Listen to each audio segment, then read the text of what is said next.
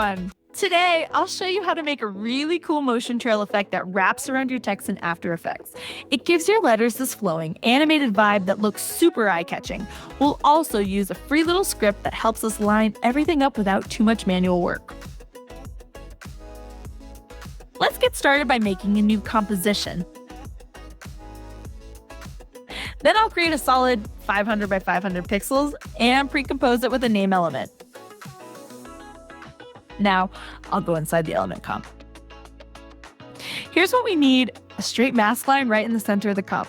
We need to draw a straight mask right in the center. So I'm turning on the grid and rulers. Makes it way easier to stay accurate.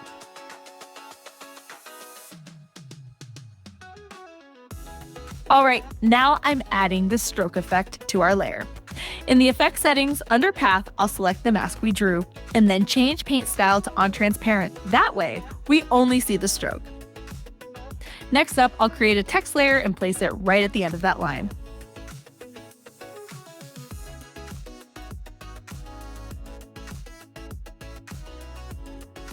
Then I'll hold Alt and click the stopwatch next to source text, so I can add an expression.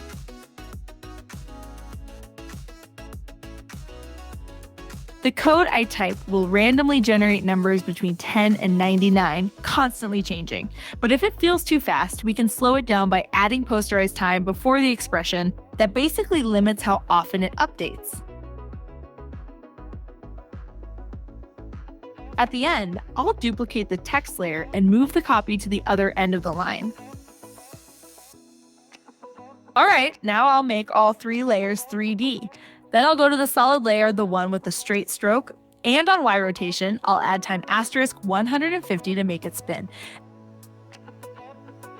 After that, I'll parent both text layers to the solid so they move along with it. But here's something important: if we don't do anything, the text might rotate away and not face the camera.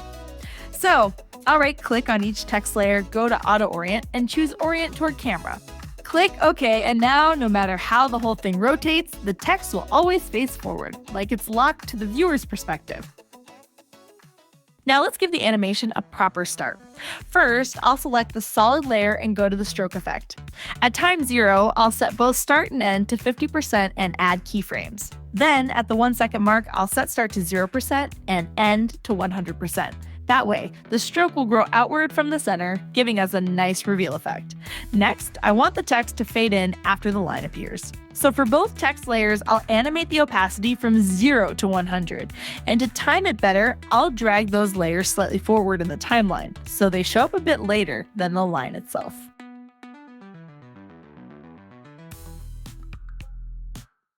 Now let's add a camera to the scene and play with its focus settings. By adjusting the focus distance, we can make parts of the animation that rotate farther away from the camera appear blurred. It adds a cool depth of field effect. Once that's done, we head back to the main comp. Here, I'll create a new text layer and just type the letter S. To turn that into a mask path, I go to the Layer menu and choose Auto Trace. That automatically creates a mask that follows the shape of the letter.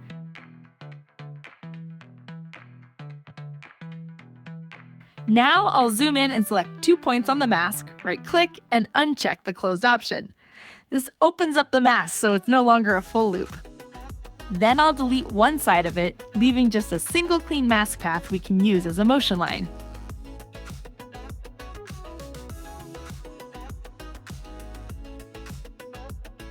Now it's time to use the Path Layers Position script. If you try to run it without selecting the right layers first, you'll get a message saying something like the layer with a mask and a target layer. So here's what we do. First, select the text layer with the S mask, click on the element comp layer 2. Now go up to the File menu and choose Run Script File to open the script. Once it launches, you'll see its interface. The first box is where you pick the mask. The second box lets you set how many copies you want. And the third one, called Time Offset, controls the time spacing between each duplicate. Now just hit apply and you're good to go. You can see how nicely all the layers were placed along the mask. Everything's aligned. Now let's boost the look a little more by adding an adjustment layer on top of everything. I'll add 2 glow effect. This helps give the whole scene a soft, glowing feel. And if you want, you can also apply a stroke effect to the mask layer itself. Animate it a bit, and you'll get a cool glowing line right in the center of the element comp, matching the shape of the letter. Here's a cool thing. If you change the mask path on the solid layer, the arrangement of all the duplicated layers will adjust automatically based on that new shape. So you're not limited to one letter. You can create new letters or even custom shapes, place them side by side, and build a more complete design, like full words, icons, or even flowing abstract patterns. And that's a wrap. Now you've got a great little trick to build dynamic animations using masks and duplicated layers. Play around with it, mix it with your own text or shapes, and see what cool stuff you can come up with. Thanks so much for watching, and I'll catch you in the next one. Take care.